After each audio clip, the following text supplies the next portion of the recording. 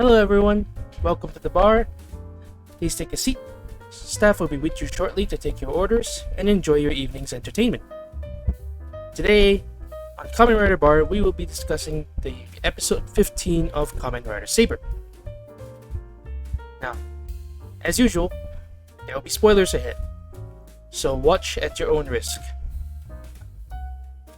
If you're still here, let's continue. So the episode starts off where we last left off.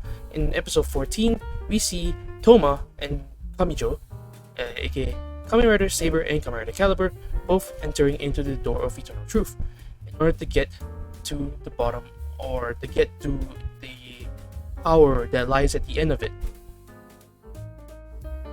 As for Calibur, Toma is trying to stop him, and in this ensuing struggle, while they're doing this, the Midget Generals and the rest of the Sword of Logos are fighting outside.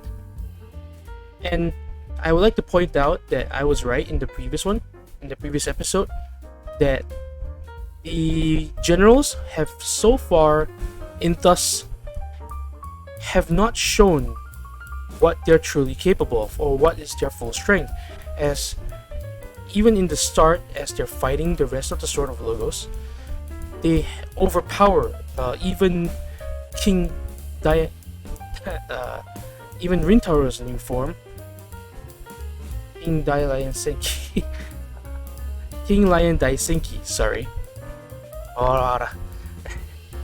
And even out of their forms, the Midget Generals have shown that they are incredibly capable fighters.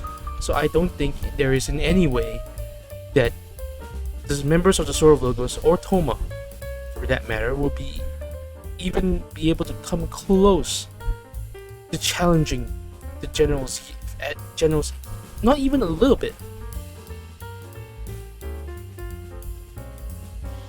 And here is also where we find out more about the door to eternal truth and what lies beyond it.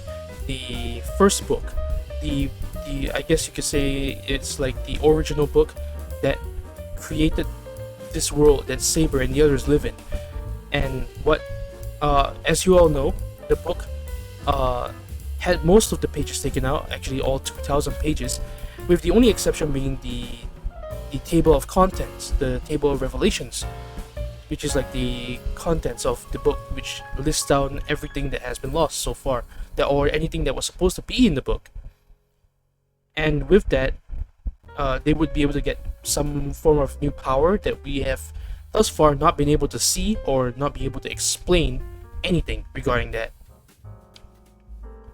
Meanwhile, Calibur and Saber have already been knocked out, or actually Toma knocked Kamijo out of the way from where he was trying to get to the book itself, into, I guess, Wonderworld. There is no definitive explanation as to what exactly this world is, or it could just be the world inside the Book of Eternal Truths, and where they started fighting. And it's at this point that Calibur begins to push Toma. Kamijo questions Toma's resolve regarding whether or not he's willing to do what is necessary to save his friends, to save his world. And in the end, as this fight first started, Kamijo overwhelms Toma and finishes him off, sending him into the Shadow Realm, apparently. The realm within Kurayami, the Sword of Shadows. The same thing that happened to Kento, as we're about to see, even while he was inside the Realm of Shadows. Kento's, I guess, spirit, just like what happened with their friend Luna, came to him to give him motivation and to give him strength. All the while, at the same time, the rest of the Sword of Logos renew their resolve to fight for Toma and to protect Kento's dream of protecting the world against the Midget Generals. As right at this moment, while this whole thing or scene with Toma and Kento was going on, the rest of the Sword of Logos was actually fighting the Midget Generals, and the Midget Generals have mentioned that if they destroy all the pillars of light, Toma would be stuck here. And at first, the rest of the members hesitated, as they didn't want Toma to be trapped within the Book of Eternal Truths. However, after much prodding by Mei, and Rintaro and the rest started to realize that, Toma is going to come back, or they believe that he will. And so, with the power of, I guess you could say really the power of friendship, Toma returns from the realm of shadows. I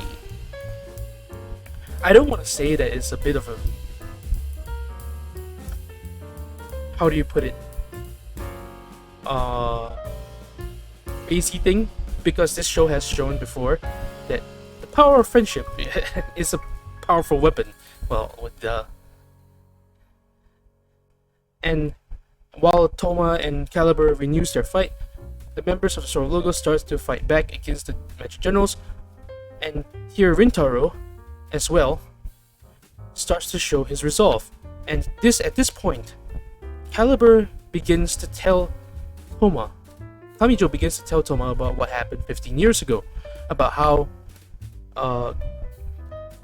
Kento's father, Hayato, was his closest friend, and how all of them were close, and it was his betrayal that shocked everything, that changed everything, and revealed that not only was his betrayal something that was not anticipated, but it was in fact done by a traitor within the Sword of Logos.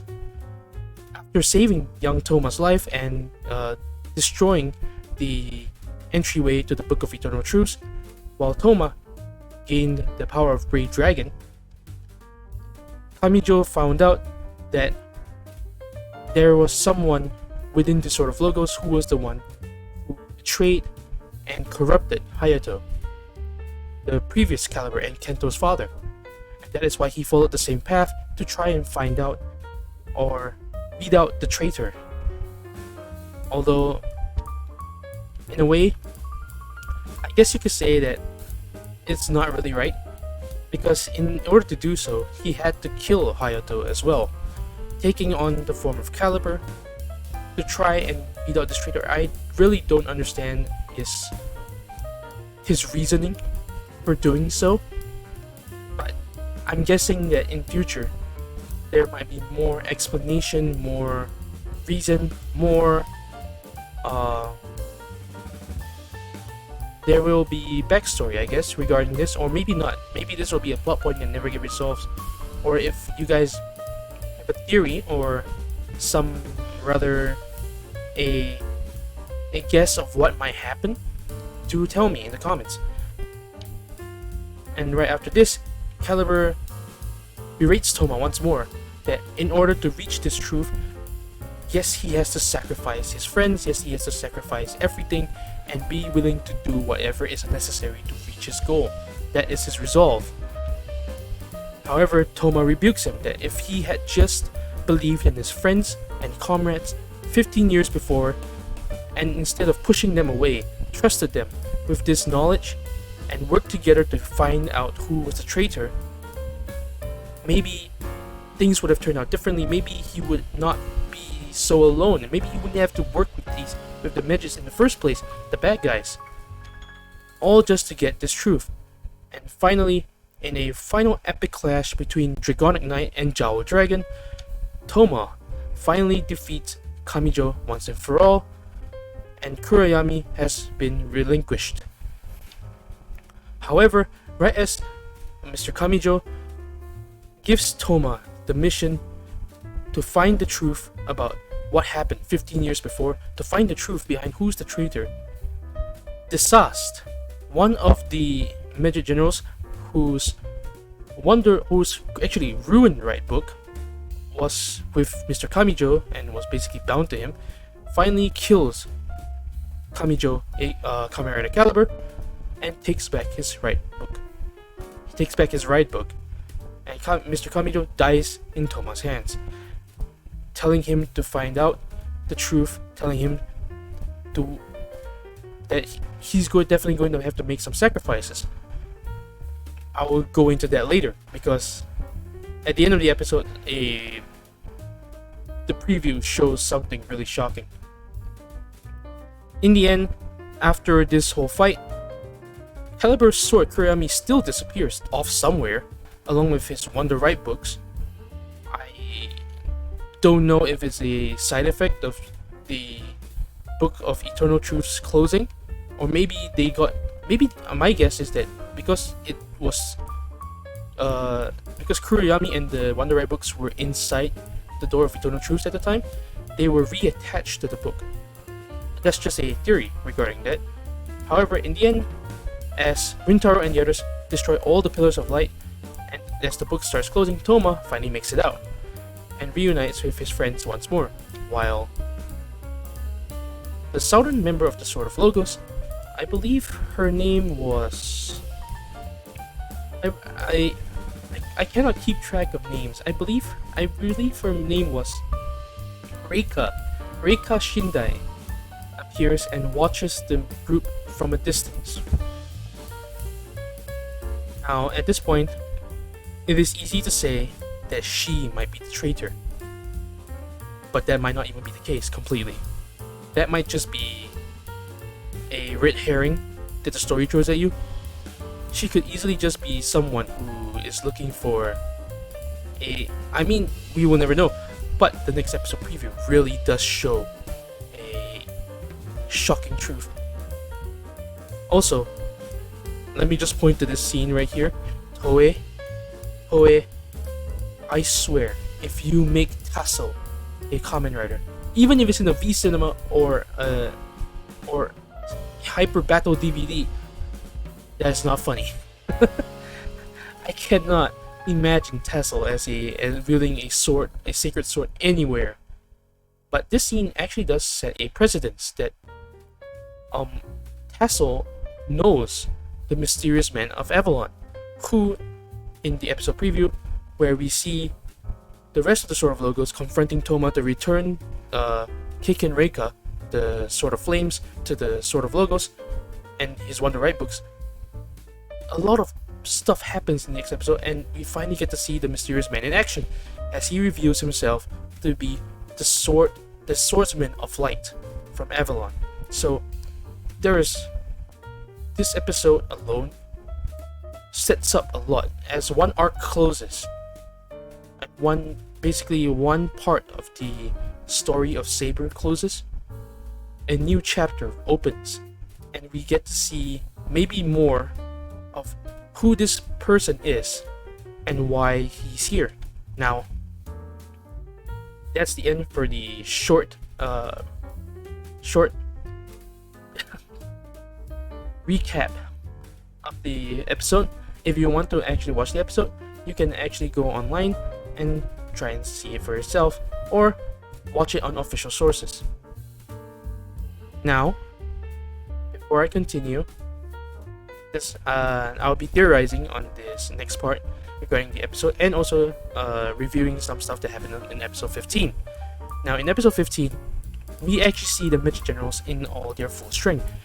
Not only were the rest of the team, Rintaro, and all the other members of the Sword of Logos, Buster, Kenzan, and Slash, all were completely outmatched, but they were only mostly able to hold them off. And while they were tired fighting the Midget Generals, even in the end, when they were focused on mostly containing the Midget Generals, because they know, or probably they understand, they're probably not at that level yet, the Midget Generals themselves didn't even look like they were injured or even hurt.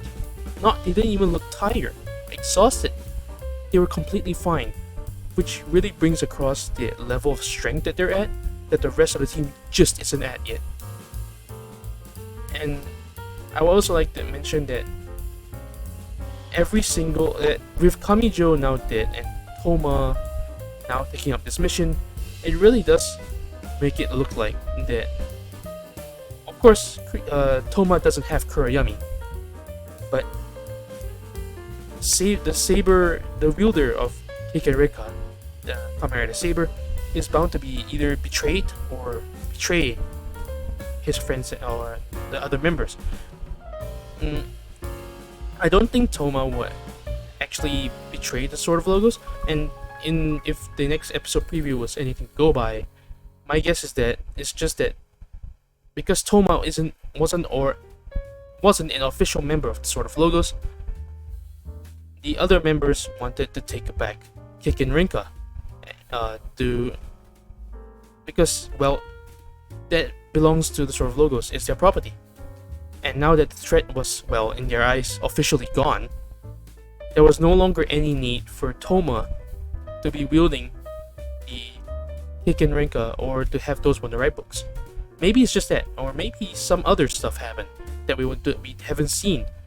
But really, I just want to say that we are only 15 episodes in, and the story has progressed to such a state where I am still really excited to see what's happening, but I'm at the same time really shocked that it moves so fast. If they can keep up this momentum, it actually will be something really special. I know there's a lot of people that think Kamen Rider Saber is not really nice or not good, per se, but in my eyes, Saber is quite a well-rounded series. There are humor, there's also really a lot of action, a lot of sword fighting scenes, and the story, the plot, is actually quite easy to follow. Of course, there's still a lot of pieces about the story that we haven't found out or haven't got yet, so we can't exactly say much. But besides all of that, we'll have to see for ourselves. Episode 16 coming out in 7 days time, or 6 days time actually. So look forward to it. I sure am, because it seems to be shaping up to be a really crazy episode. So that's it for today's episode of Kamen Rider Bar. I hope you all enjoyed, and I would like to leave you all with one question at the end for you guys to answer in the comments below or on my Twitter. What do you think is going to happen next with Kamen Rider Saber? Just a few theories that you can throw out. Who knows, just to discuss.